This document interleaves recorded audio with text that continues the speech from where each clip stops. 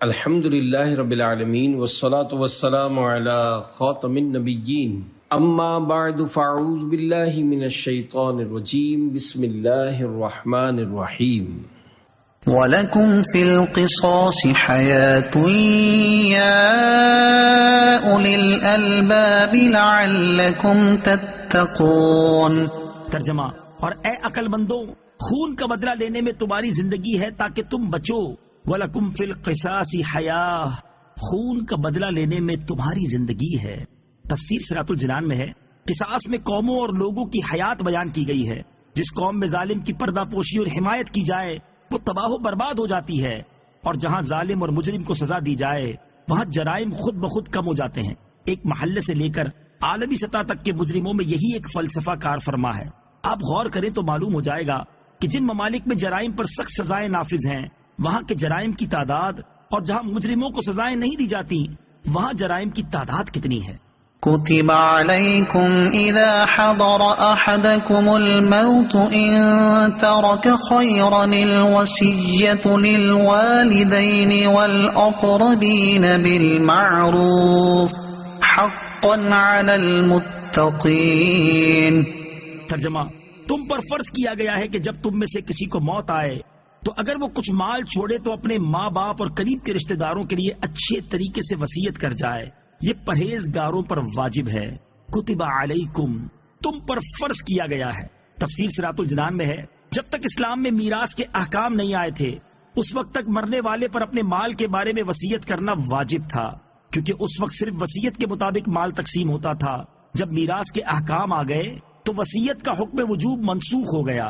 وصیت کے احکام، یاد رہے کہ وصیت واجب ہونے کا حکم اگرچہ منسوخ ہو چکا لیکن وصیت کا جواز اب بھی باقی ہے۔ چنانچہ حضرت عبداللہ بن عمر رضی اللہ تعالیٰ عنہ سے روایت ہے، رسول اکرم صلی اللہ تعالیٰ علیہ وسلم نے ارشاد فرمایا، کسی مسلمان کے لیے مناسب نہیں کہ اس کے پاس کچھ مال ہو اور وہ 2 راتیں اس طرح گزارے کہ اس کی وصیت اس کے پاس لکھی ہوئی نہ ہو، البتہ 1/3 تک وصیت ہو سکتی ہے۔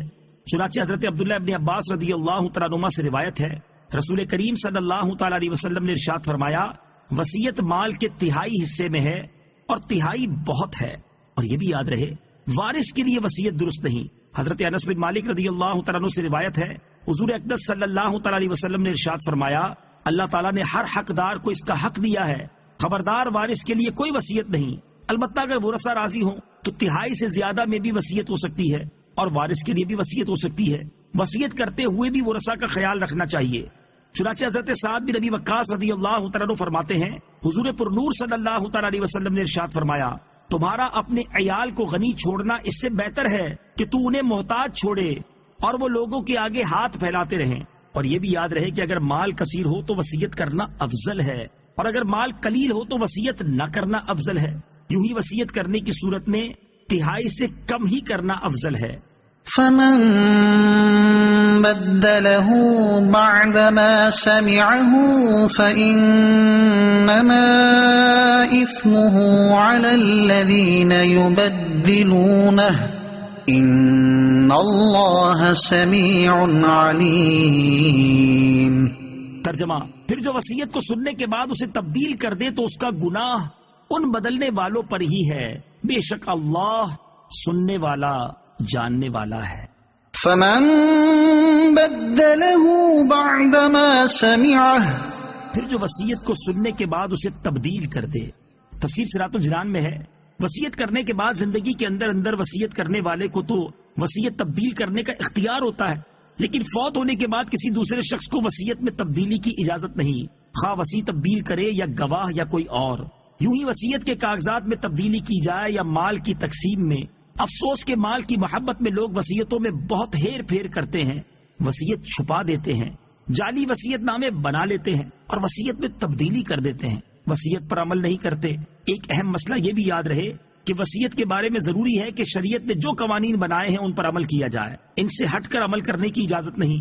مثلا ورثہ راضی نہ ہوں پھر بھی 1/3 مال سے زیادہ کی وصیت کر دی جائے اور اس پر عمل کر لیا جائے، یہ سب ناجائز و حرام ہے۔ صدق اللہ العظیم۔